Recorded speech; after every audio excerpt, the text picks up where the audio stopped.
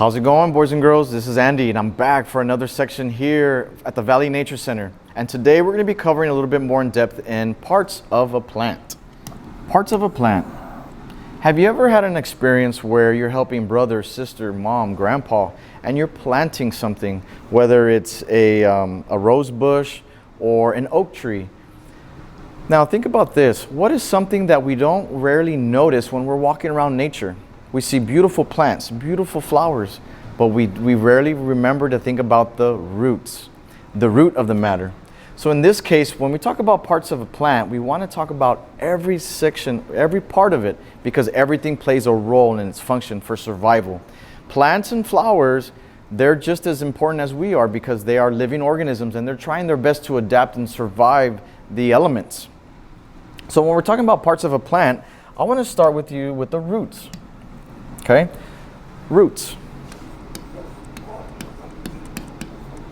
Their role, well, let me ask you this. What is the role of roots? What do you think the role of a root is? I'll let you share. But if this is your soil, then we have what's called roots. And like you may have already mentioned, roots, their job is to absorb nutrients, to absorb water, to absorb moisture, because all of those different elements within the soil, they're trying to absorb to help it survive. So here you have your roots.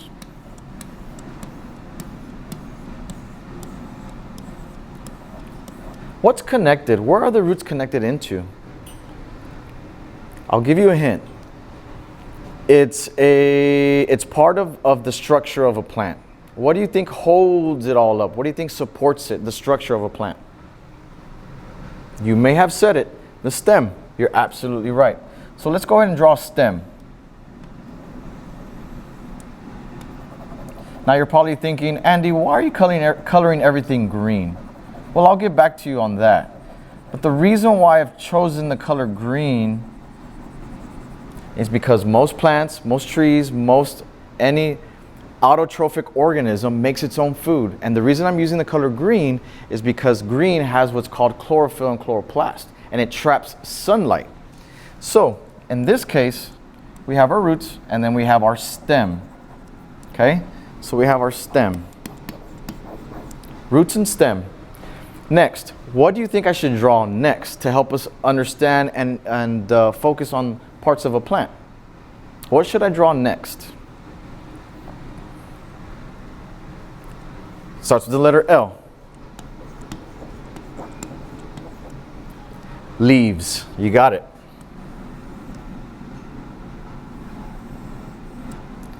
Leaves play a huge role .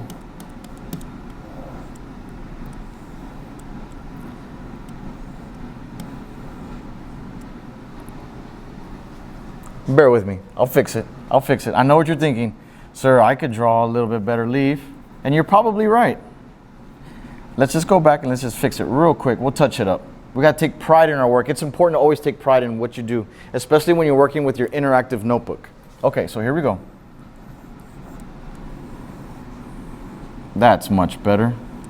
And we'll go more in depth in the next lesson talking about the leaves, because the leaves play a vital role in gas exchange. And gas exchange, we'll talk about that a little bit later.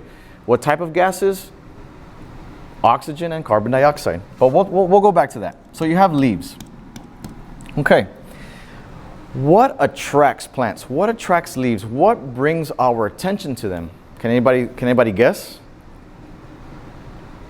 What do you give to your mom, your grandma, or anyone for Valentine's Day? What do you give them for an anniversary? Where do you go round up things outside in your garden and give to your significant other or to your grandparents or to a loved one?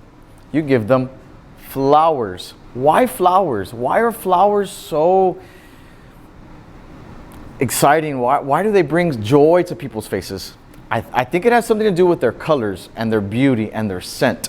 So let's draw one of the most important things of anything. We have a flower.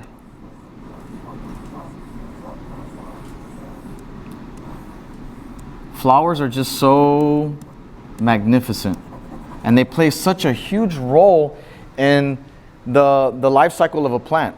Flowers produce pollen. They produce pollen, and pollen is a key ingredient to the reproductive organ and to help sustain the species of a plant. So, real quick, say it with me. Roots, stem, leaves, flower, soil, moisture, nutrients, sunlight, sustainability, life, reproductive organ. All of these terms all play an integral role in the life of a plant. So, I'm going to go give you more visual aids again. So, remember, something that we don't normally see when we walk around in the wilderness are the roots. Okay, roots are very, very important because you have to remember that they absorb nutrients, absorb water. Then next you have what's called the stem.